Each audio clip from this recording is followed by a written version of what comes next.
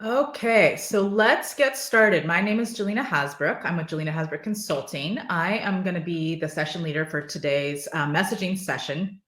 I can talk about this for a long, long time, but we've got 45 minutes, 42 now. So I'm going to try to run through things pretty fast.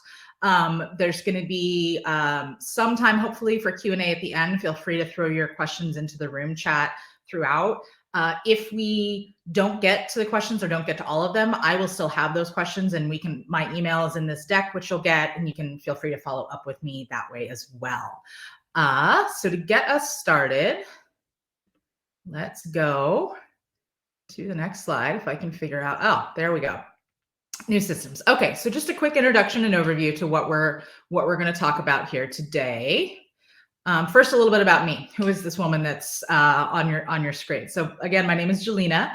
I'm based out in California. I am currently a creative strategy consultant working with advocacy nonprofits on everything from communications and strategy coaching to visual storytelling to messaging training, all kinds of things. My career path went through social work and advocacy. So I did a lot of work in working on housing issues and then also working on educational equity issues. I'm a member of the EdTrust family. I was communications director at EdTrust West until a few years ago and still stay very connected to the education community. So that's a little bit about my work and who I am. And then a little bit about what we're going to talk about today. So we're going to go through understanding audiences. When we think about advocacy work, how are we thinking about the people we're trying to reach and what do we understand about them? We're going to look at some messaging examples as well that I think are good examples of how you really can craft effective messaging that sticks in folks' heads. So, with all the things we see in here, how are we making sure that what we're saying to people about advocacy is actually staying in their minds so it's there when we need them to act? And then we'll touch a little bit on tools, tips, and resources to make this all work. So to get us started, I want us to think a little bit about understanding audiences. And you see here this icon of kind of the brain and the gears and the heart, because I really think we got to think about emotions and how our brains take in and understand information. Because we get so many things thrown at us. So these two pictures I have up here as what I think of as captive audiences, right? So what we wish we had in advocacy was all these people in a room or on a Zoom that were excited, right? Excited to hear what we have to say, really interested in what's going on, and there just to listen to us, which would be ideal. If every time we were trying to advocate for a new policy, new practices, et cetera, our audience was just there, seated in front of us, that would be great. We could reach them easily, et cetera. But what we know is that reaching audiences often looks more like this, right? A crowded street, there's lots going on. You're trying to yell it across the street if you see your friend. There's all kinds of things competing for folks' attention. And so when we think about audiences, I think we really have to think about how are we breaking through that noise? And to further illustrate why breaking through the noise is important are these stats. Like I said, I'm from the EdTrust family, so data is always going to be in the work I do, right? On average, research has shown folks receive an average of 147 emails per day. Now, obviously, this changes by industry that you work in. This changes by, what you have signed up for. I know I got 3 emails just this morning from the local school district. There's a lot of emails, though, is the point. We also see about 4,000 to 10,000 ads a day. And that includes branded information, right? So if I'm looking around my house and I see the brand of the salt on the salt container or something like that, that's an advertisement. But the point is there's all of this information coming into folks' heads, right? About advocacy, about policy, about all kinds of things. And our brains have to make really quick decisions. So every time we're thinking about crafting effective messaging, we're competing with all those other messages, and our brain has to do this fast-moving, fast-paced thing to decide what to keep and what to remember. And so part of this last stat about 80% of deleted emails are deleted in less than 3 seconds is to just show how fast our brains are deciding this information is important to me. I need this information for my life, and I'm going to keep it in my brain. Or this has nothing to do with me and I'm going to ignore it and move on, right? That's how fast we often make decisions about things is in 3 seconds. Our brains do things we're not even realizing to decide whether or not we're going to keep that information in our brains. So how do we break through, right? How do we think about, as advocates, whether it's other advocacy information or the decision makers, fourth grade students field trip that's on their mind? How are we getting into people's heads and making sure that they're going to remember what we're trying to get them to remember to create change, right? To help move decisions in the way we need them to move for students. So the first thing I would really say is we have to think about emotions. So what we know about emotions is that they provoke an actual physiological response in our brains that helps encode that information. So, and there's a great, if anyone really wants to geek out on this like I do, there's a great Netflix documentary called The Mind Explained. There's one, I think, just on memory that has, there's a couple of Mind Explains, but the memory one really goes into this about emotions and how stories and emotions keep things in our brains. It's if you think about different storylines that you've heard or stories that have been told to you, that's part of how we're able to tell backstory so easily, is there's emotion woven in there, right? So we can hear and feel things from a story, whether it's about data or whether it's about a policy, in a different way than if we just read, a data point without some storytelling to it. And so emotions and values really help us if we understand our audiences, right? Because as we think about it, we want our audiences to take some sort of action, right? We want them to support a policy, oppose a policy, implement a policy, do the right thing, whatever it is, we need them to do something. Or if we're working with other advocates or in coalition, we're trying to garner more support for an issue, we still need people to act. We're going to need people to go to the school board meeting, to go to the city council meeting, to go to the state capitol, and to advocate for things, to put pressure on those decision makers. So the more we tap into their beliefs and how they experience the world and their emotions, the more our messages will stick and move folks to act. And one thing I think about is actually something that John King once said at Trust West, which is he asked everyone why they did this work. And everyone went around the room and gave a reason for why they did advocacy work. All of those reasons were value reasons. That was what was driving folks to be in the work, was values and the emotions and their understanding of the world. That drove people to act so much they chose a career path on it. So you can see, what really moves us to do things has to do with those actions, those values, and how we as communicators and advocates can tap into that can really help us craft more effective messaging. So one way to do this is to think about archetypes. So an archetype really just takes your audience, let's say it's policymakers, and narrows it down, right? So for instance, if you're working on a new state level policy or local policy, let's say state level, around some curriculum design, and you need to reach, that there's going to be a vote on the curriculum, then if you want to think about who your target audience is, it's going to be those people who are going to vote, right? The decision makers. And so what you got to think about with that primary audience is, who do they listen to? What do they care about? What do they worry about, right? What moves them? How do they think about this issue? This one about, are they on a phone or laptop much of the day? What that really has to do with is, how are we thinking about reaching people where they're at? So again, thinking about breaking through the noise, values, emotions to help people, help things stick in folks' brains, but also where are we reaching them? What do we know about them?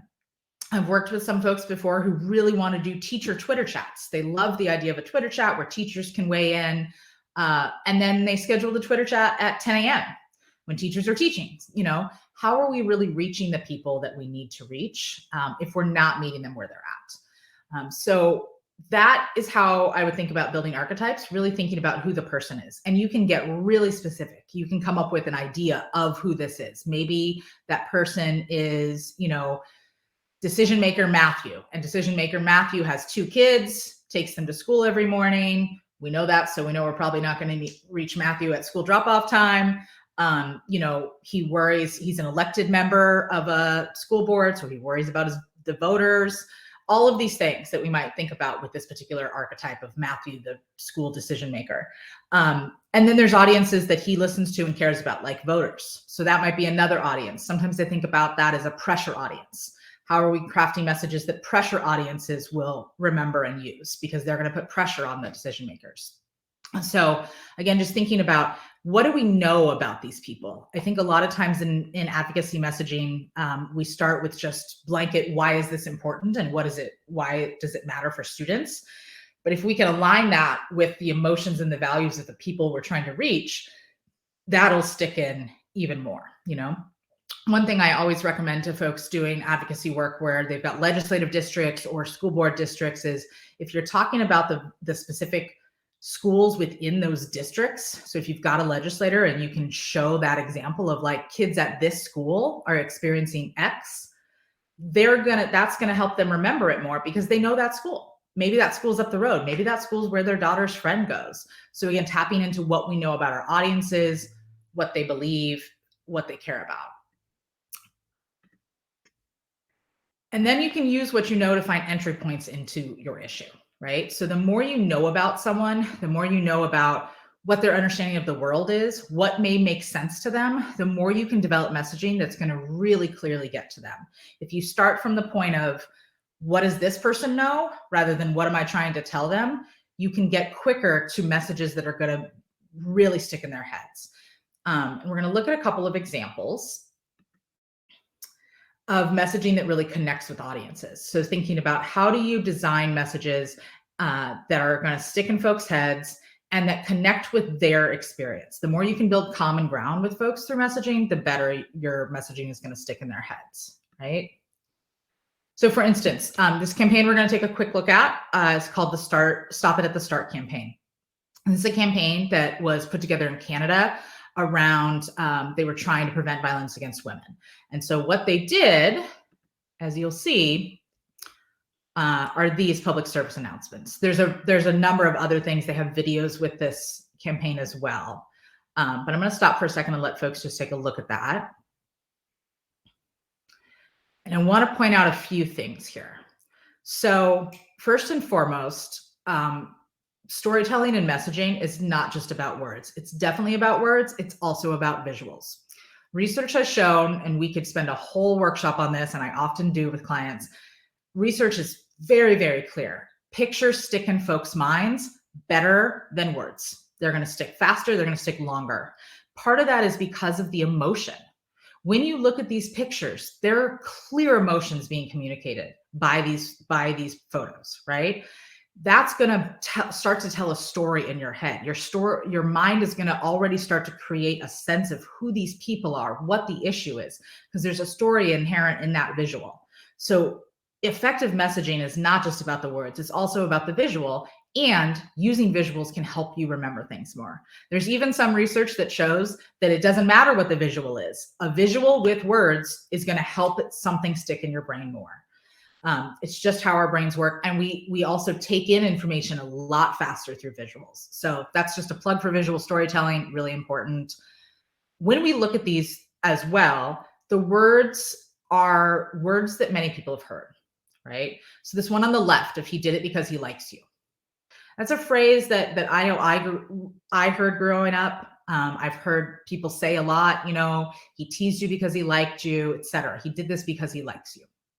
And that's something that we know has excused behavior, right?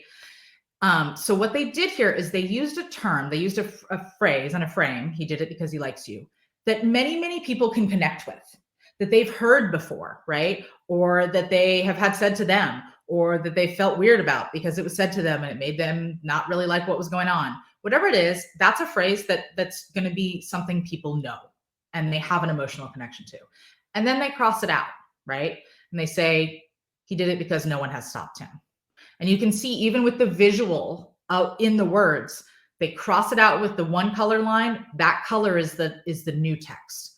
So again, just really trying to reinforce to folks, we're crossing out this, we're moving on to this new idea of no one has stopped him. And it disrupts that pattern in your brain a little bit, right? Similarly, on the right-hand side, she was asking for it. Another thing that gets used for folks, right? but to instead say she was just wearing her new dress, and to try to flip and disrupt that automatic processing of your brain to say, oh, wait, this could be a little bit different. And again, with the emotion, we know where these stories about she was asking for it, we know where those stories are told. We know the situations that lead to those stories being told. And this is seeking to disrupt the way that audiences think about that. So I think these are obviously very powerful, very intense examples. They have a lot of emotion in the visuals. And I think they're really important to think about because they, again, tap into some commonly held experience and some commonly held emotions. So we're going to look at a couple of other examples, as including some in education. So the first one I want to talk about are these three photos. So I worked for a while in Seattle, and I was working on some fundraising work at the organization that I worked at around unhoused young people. And we were trying to get new donations. We were trying to increase individual donors, actually. We wanted small donors. We had been doing pretty good on some foundation grants, but we wanted to increase individual giving, even at like $20. And so there was a lot of work being put into the language and explaining big picture concepts around housing needs and what why there needed to be new programs in different parts of Seattle, which made sense when we were talking to policymakers. But this was more for potential funders. And we said, okay, well, is this going to work? Are they going to be convinced by this? And we launched the campaign, and not many people were. We got some donations, but nothing that really said, oh, your new approach is working. And again, we wanted small money donors. So instead, we sat back and thought a little bit from the emotion standpoint. And so the reason you see a couple of photos here, I know they're layered on top of each other, but of rain. Seattle is rainy. Anyone who's been there, anyone who's lived there, right? We all know Seattle is rainy and wet and cold. I can attest to it. I lived there for many years. And that's something that everyone experiences. So what we ended up doing was we crafted a campaign for donations that said, your $20 means we can buy socks for 5 young people who sleep on the streets. And part of why we did that was the winter, right? It was the winter, it was cold, it was wet. Everybody knows the experience of wet socks. That's a pretty universal experience, right? Anyone who's stepped in a puddle with their tennis shoes on is going to know that feeling is not great. And if you're in Seattle and you know it's cold and rainy and wet and you've done that, you know how much that sucks and how much you just want to get home and change your socks. And if you can't get home and change your socks, it would be really great if our housing program can provide you another pair of socks. That was the frame that we went into with the socks and the emotions. It worked really well. The tangible nature of it, where we were saying you get socks. Socks are something that you can fund directly. That made people feel like, oh no, I know that where my money is going is I'm going to help a kid, a young person, not have wet, cold feet when it's 35 degrees outside and freezing rain. So again, just thinking about how powerful it can be to think about those universal experiences and how do we tap into those, right? The next one I want to look at is Ban the Box. I think Ban the Box has done a really good job. So for folks who aren't familiar, Ban the Box is a campaign to remove boxes from job applications and other forms and applications that ask folks if they've ever been convicted of a crime. We know how big of a barrier this is to employment, to housing, to all kinds of things. So Ban the Box, a campaign to remove that question from these forms. I think, first of all, Ban the Box, very simple. Ban the Box. It's 3 syllables. It's really quick, right? It gets at the heart of what things are. That could have been a whole paragraph about what a box is, where the forms exist, et cetera. Instead, it says ban the box. If I don't know what that means, I might be a little intrigued. And then I think also when thinking about the values and the emotions, this says take the fair chance pledge. Fair chances are something that many people tend to believe in, right? Their actions may look different, but if you ask them, they're going to say, yeah, I believe in fair chances. And so when we've got this messaging that says, take the fair chance pledge, give people with past convictions a fair chance, right? And notice they said past convictions. I'm sure that was intentional to use the word past because you're framing it for people as in the past. And And it says, give them a fair chance. So again, thinking about what do people believe in? What do they value? If folks value a fair chance, that's going to draw them in. A whole paragraph that would have explained the box and all that may not have drawn them in as fast as give someone a fair chance. And then I think the line at the bottom is also really interesting too. Become an ally in the struggle to win back our civil rights, right? So everything in that line, I think even going down to win back our civil rights. So that's very clearly saying civil rights have been taken, which again, taps into values. Become an ally. For many people, become an ally, especially when we talk about policymakers who may be white folks, right? Ally is a word that they know of and they want to be. So it's another tactic here to use a frame that, again, taps into emotions and values. Well, I want to be an ally. Of course, I want to be an ally. Well, to be an ally, you have to support this. That's what this is saying. It's kind of drawing that line and saying, you have your values and emotions. Your values align with this campaign. So you either got to support it or you're not living your values. That's, another way to kind of think about how do we reach people in ways that also tap into it might not be their lived experience, but it's adjacent enough, or we can bring it to their lived experience through the value. The next slide I'm going to show you is more education based. Some of you may have seen this already. I see a couple of familiar names from past boot camps. So you may be familiar with this. I want to say a little bit before I get to it. This is a slide about graduation rates. This was a slide that EdTrust West worked on. They used it in presentations and reports and different things and talking points, in some legislative work as well. The point was, we knew that the number of Black and Brown young people who weren't graduating with their class every year was way too big. And we wanted there to be more urgency on that issue in the state of California. But the numbers kind of started to wash over people. Fully support the data, but part of data storytelling is figuring out how to tell that data in a way where it doesn't just make folks' eyes gloss over, because there's so much information, again, coming at them. So what we wanted to do instead was think about how do we tap into an emotion about this that helps people understand just how big of a problem this is, just how many young people in the state of California. There's millions of students in our public schools in California, and just understanding how big of an issue it is that so many students don't graduate with their class every year. And so what we ended up putting together is this slide. So this is the Oracle Arena, which is the arena in Oakland where the formerly, unfortunately, world champion Golden State Warriors used to play. They now play across the Bay in San Francisco. That's a whole other conversation on values. But anyways, this is where they played. It is a big arena.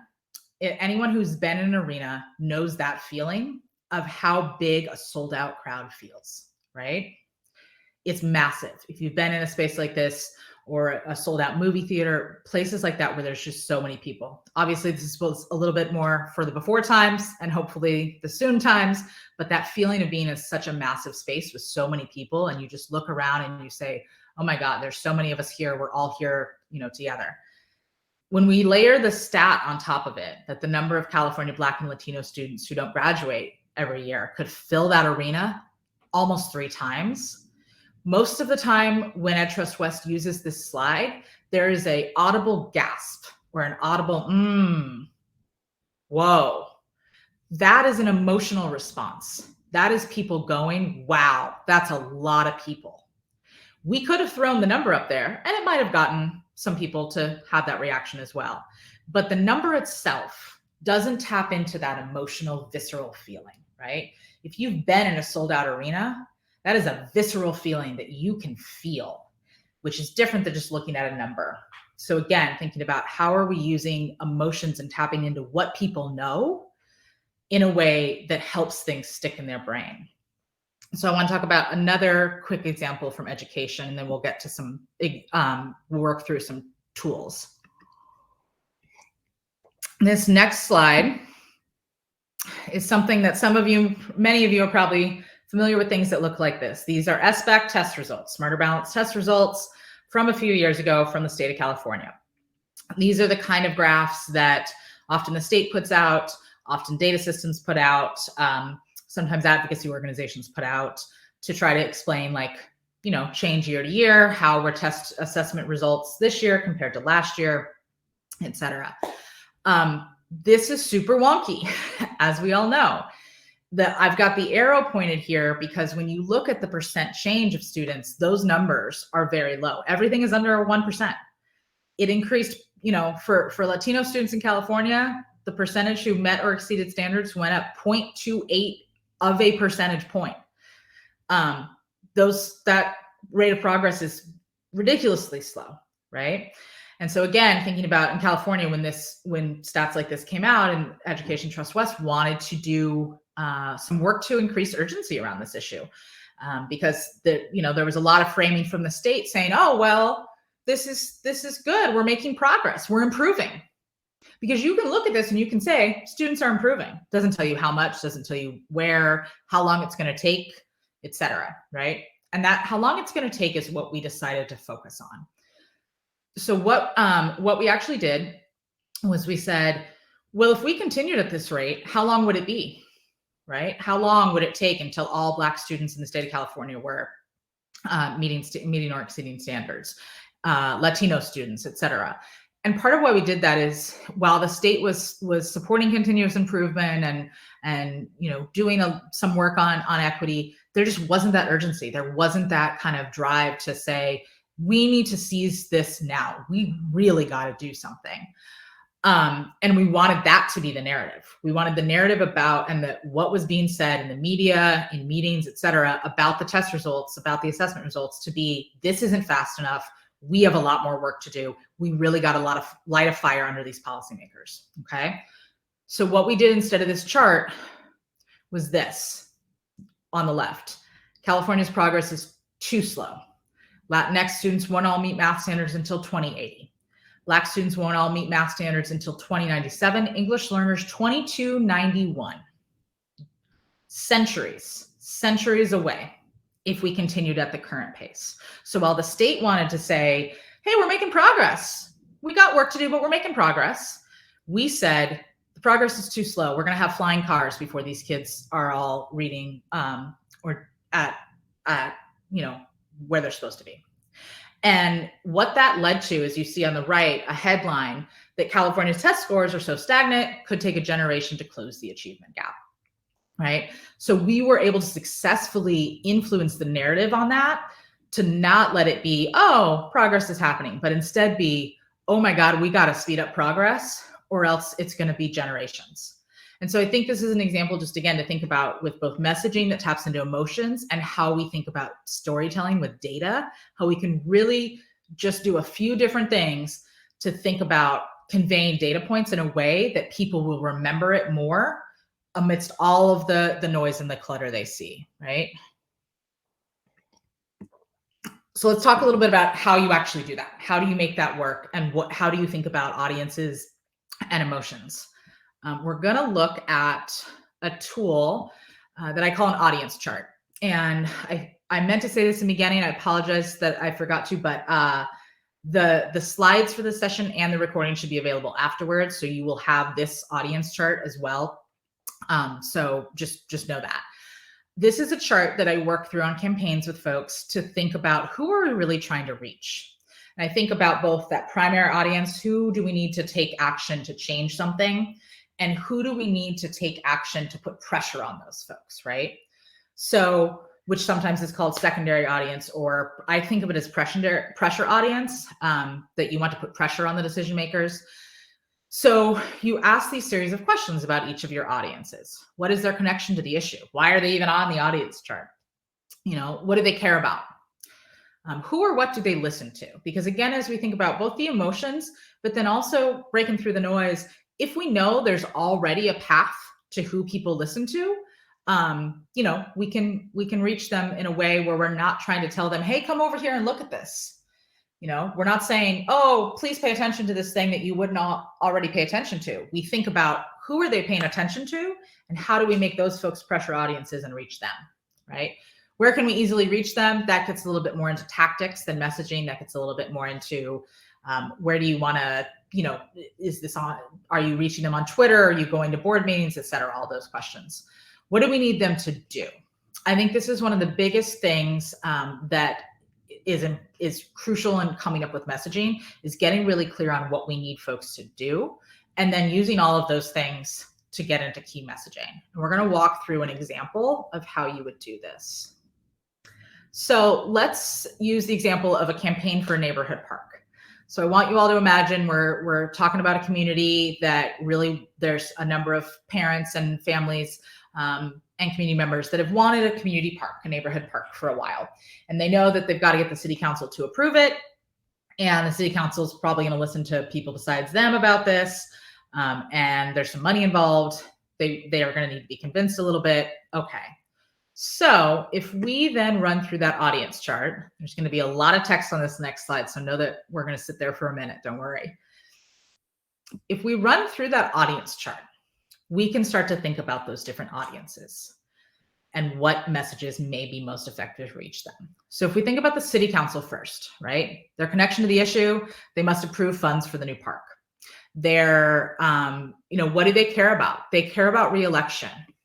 It's just the fact of the matter. They care about their reputation. They care about being seen as providing solutions, right? That gets back at the voting thing. They listen to voters. They listen to community members, community leaders. They often listen to business people. This idea of how do we reach them? There's meetings, social media, their district events. We need them to listen, and we need them to support the proposal, right? So what that all lines up to is, okay, well, our key messaging, if we have it, should include data on voters that support the park. It should match constituent stories by district. So for instance, if we know there's a city council member who's really on the fence, but there's a business person in that district that supports the park, that's the messenger. That city council member probably already listens to that business person. So how do we share those stories from local business people in our messaging? Working through another, the next line, about small businesses close to the park, restaurant owners, retail, et cetera. We know that connected to the issue, the city council is going to listen to them, right? That's a big voting block. Also, it's a source of donations for the city council, et cetera. They care about the impact on their business, impact on parking. What happens if that park takes up a parking lot? They might support the park, but without thinking about it taking up the parking lot, they may not support it if all of a sudden they're going to lose parking.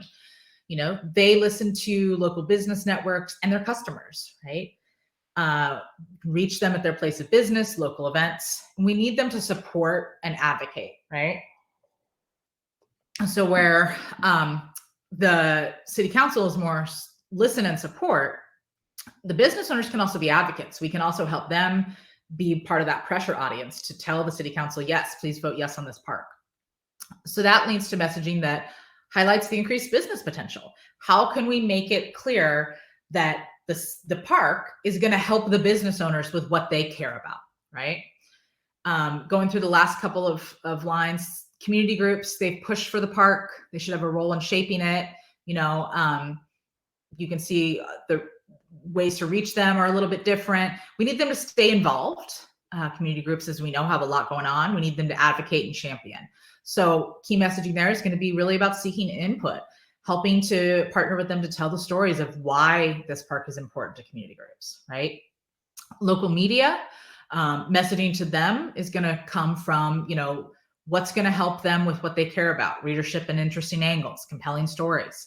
You get down to key messages and think about how do we highlight individuals with compelling stories?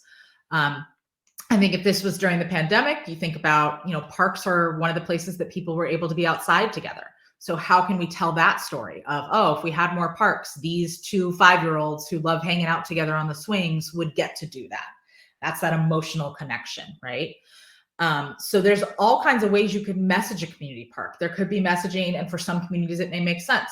For some audiences, it may make sense around climate change and why parks and outdoor space are important. But if you really think through all of your audiences and what you know about them, you're going to get closer to what's going to be most effective in that messaging. And so how to then translate this into, say, what would go on Twitter, what would go, into an interview, or what would go into a letter? What are actual messages going to say? Both the verbal ones, the written ones, and then how do we think about visuals? So one way to think about that is this tool of a message triangle, which I think some folks may be familiar with already. It's a great way to kind of get really focused on what your key messages are. You're going to have a main overarching point in the middle and these support points that are on the outside of the triangle, right? And part of this is to make sure that you're able to stay on message, that you're clear, that you don't have way too many messages. Sometimes I see key messages documents that are 4 pages long. That may be helpful if it's got different audiences, but what are you really trying to say? Thinking again back to how much information we get every day, longer and longer information is not going to help us break through that noise and stick in folks' heads, right?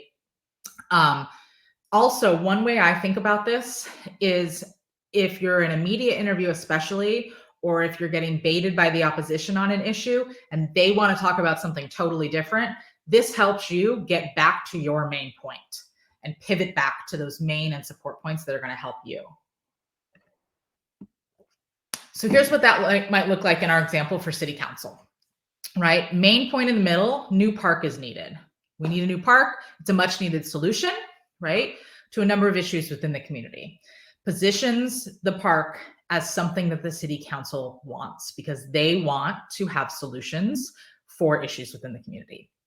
And then you can see these support points that are things like businesses have been suffering from a drop in foot traffic because we know they care about businesses, right? And then we see another one where registered voters said outdoor public space was one of their concerns. So again, thinking about, it might not be that the survey asked about parks, but it asked about what are your concerns, and outdoor space was on there.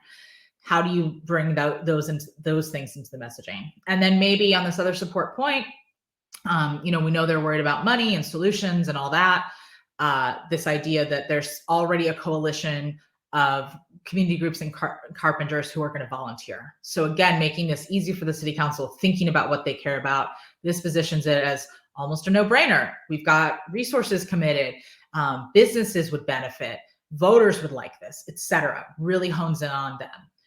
Here's how that would look slightly different for business folks. Same kind of middle message, right? Same main point about much needed solution. The external support points are a little bit different.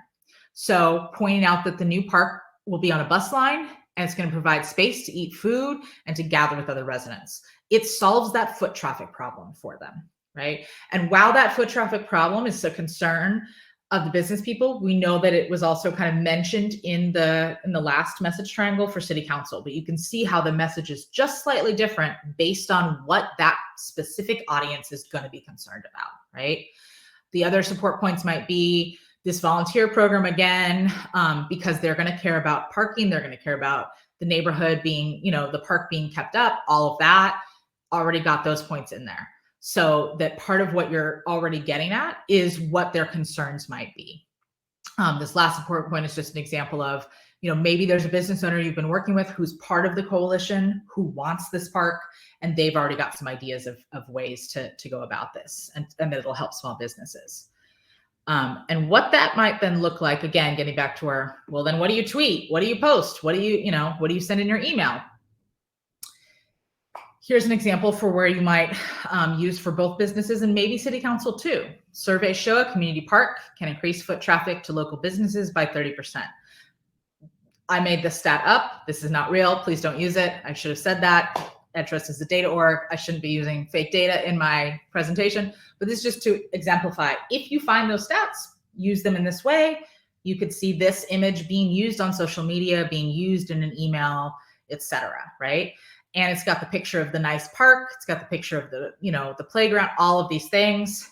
But the message is increases foot traffic, which if businesses care about that, this is going to help them, right? Whereas one for city council members might be this. So we're using community of New Bern as the example here. Did you know voters in New Bern set out accessible outdoor space as one of their top 3 issues they care about?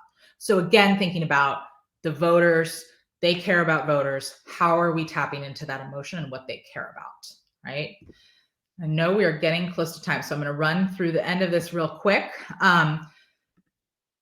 Some wrap up if we have time for questions and discussion, but also some resources that I want to share. Key takeaways first. Understanding audiences is really important to developing those messages. Really taking the time at the front end of your work to say, who are we trying to reach? What is it we need them to do? What do they care about? And how does that then help us think about messaging? Messaging is visual, verbal, and visceral. Our brains remember images. Thinking about emotions, stories, and visuals is going to help our people's brains remember the things you need them to remember a lot better. Well thought out messaging helps you pivot quicker, helps you stay on track, helps you really hone in on what people need to hear and what you want them to hear to move forward, right? Couple of resources. Books I highly recommend. The first one, Talking the Walk, hands down one of the best communications resources you can get for your team. It's by Makani Temba Nixon and Hunter Cutting. Great book, talks a lot about framing. It also has really actionable pieces in there. There's actual worksheets where you can work through, okay, how do we frame this campaign? How do we frame it for the media? How do we frame it for other folks? Middle book, Don't Think of an Elephant. It's really good book on framing, on how to help make sure that you're thinking about how our brains take in information, by Professor Lakoff out at UC Berkeley. And then the last one that I always recommend is a real favorite of mine called Rules for Radicals. Saul Alinsky wrote this decades ago. A lot of it still holds up. It's really accessible in thinking about both organizing work and communications. There's entire sections on communications. But just how he thinks and talks about how you position yourself versus those who disagree with you on an issue is helpful to think about, I think. Last two resources, Frameworks Institute. So Frameworks Institute, if you're not familiar, does a lot of research on the science of framing and messaging for various social issues. They've got education sections. They've got a great new one on kind of the intersections of children and immigration. They've got really good stuff, and they've got actual framing guides that shows the research on here's what works to move people on progressive policy issues, here's what doesn't, and here's what that means you should say by audience. So those are super helpful. And then I always throw up Canva, because if you haven't used Canva, it's one of the greatest inventions that I've ever seen. It's an online platform to develop images, often for social, but for all kinds of things. You can develop dinner party menus on Canva. Super easy to use. You don't need graphic design skills, and it is fantastic. I know we're at the end. We didn't get to time for questions. If folks have questions they want to drop in the chat, I can also get back to you on them, because I will have the chat questions afterwards. Feel free to email me. I love talking and thinking about all this with folks, and really just encourage folks to take the time to think about who you're communicating with and what they care about when you're writing messages for your campaign. Thanks, everybody. And again, this will be recorded and sent out from Ed Trust. And excited to hear from any of you that want to talk more about messaging. Thanks a lot.